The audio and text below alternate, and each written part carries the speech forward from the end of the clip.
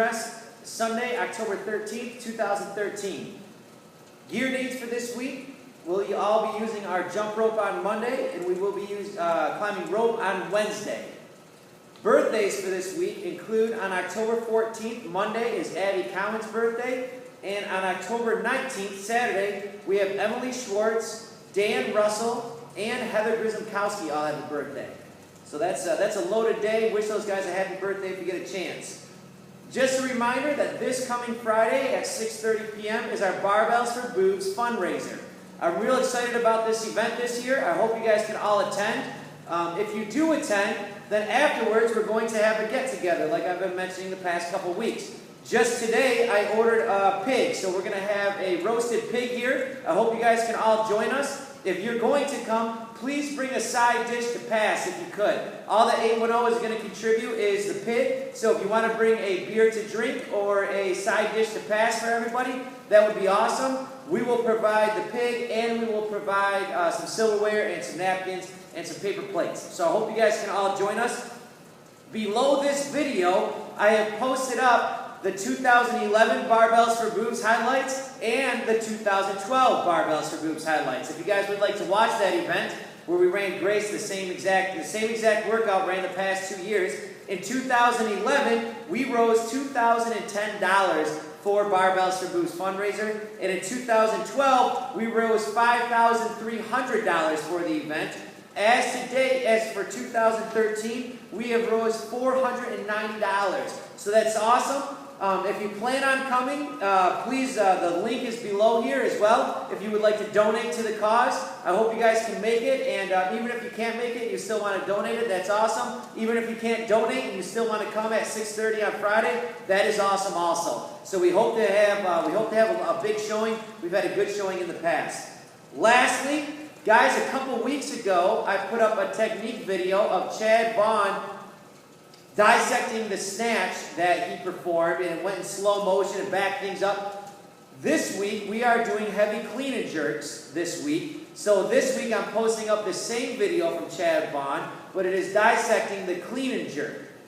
So it's about 5 minutes in duration. If you have time, watch this video, and then we also, just like always, will be teaching it in the class as well. So that is the State of the Gym address for Sunday, October 13th. Thanks a ton for tuning in, everybody. Enjoy the video.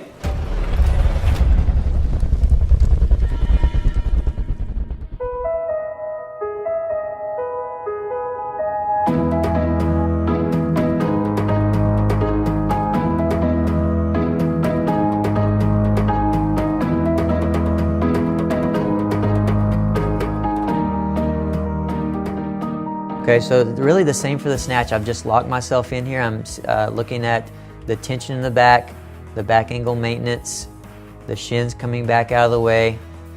Okay, on this one I feel like I created a better position above the knee than I did on that snatch. My shins, you can see them vertical. The clean is just easier with that wide snatch grip. There's a big disadvantage there. So I've gotten up and back, moving out of the way, pulled myself underneath. Now I've met the bar at about parallel on that one. Okay, now my body's ridden it down. Now I can catch a good bounce out of the bottom. Since I've met it a little bit higher and ridden it down, I can get that better recoil out of my legs. Okay, just a typical front squat there. That's exactly what we're looking for. The elbows are up, my head is up, leading everything in that direction. All right, so I'm gonna stand. I'm gonna take a couple seconds here to gather myself, make sure my grip is comfortable. I'm comfortable in that front rack position, and my feet are right. Okay, I pulled my feet back in slightly. First thing I'm gonna feel is upward pressure, and you can pause it right here for just a second.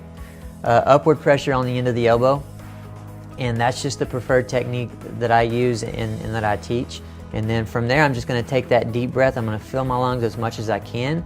I'm focusing right here on maintaining the shoulder and hip alignment as I dip down.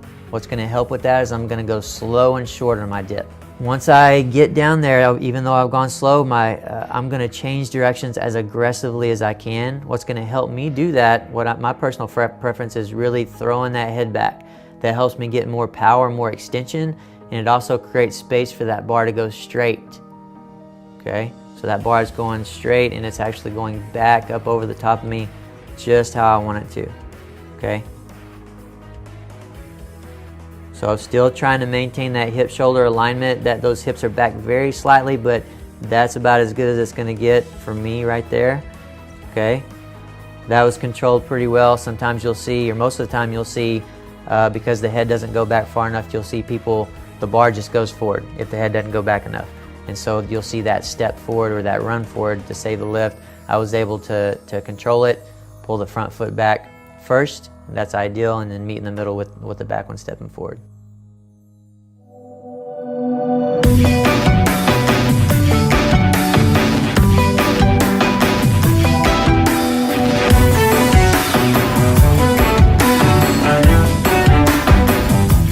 Okay, yeah, so I've locked in here. Again, I've taken my deep breath, my lungs are full, I'm holding my breath through the whole clean, bar staying close.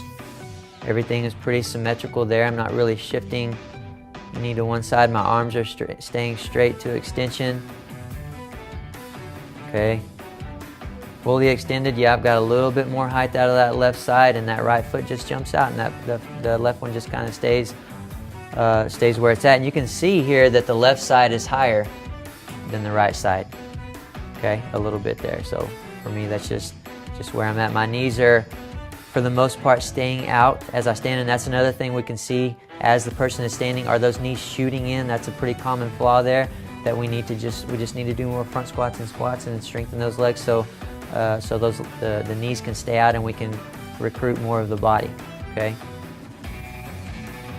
Okay. So now I'm going to shift here. What I can see here specifically is the lifter being consistent with the power stance that they're using for their jerk. Okay, so if they're inconsistent, if they're always using a different position, if they're always bringing their feet back into a different position after they've cleaned it, then we need to make sure that they're staying consistent. Also, what we can see here are the elbows. Are they staying cranked up as much as they can for the technique that I'm using and that I teach? And whenever the lifter goes to split, are their feet from side to side coming in, and we would call that scissoring, and that would cause a lot of instability side to side. And you're going to be able to see, are the knees tracking out here, or are they coming in? Again, another common flaw for the jerk is those knees just coming in really any at all, but a lot of people, those knees will shoot in, and if that's the case, again, there's exercises that we can do to correct that, because we can have more flexibility to dip straight and get more power out of our body if those knees are out. Okay, so you can see here on the split, my foot actually jumps out slightly in the back and the front, and that's good. That's good. I've just created a bigger base for that weight. Again, we don't want to see them come in any. And again, is the lifter symmetrical in the catch of the jerk? And for me, they were pretty. I was pretty symmetrical side to side. They were pretty even. I stepped forward there. The weight tugged me forward for whatever reason a little bit. Okay. Other than that, we're good.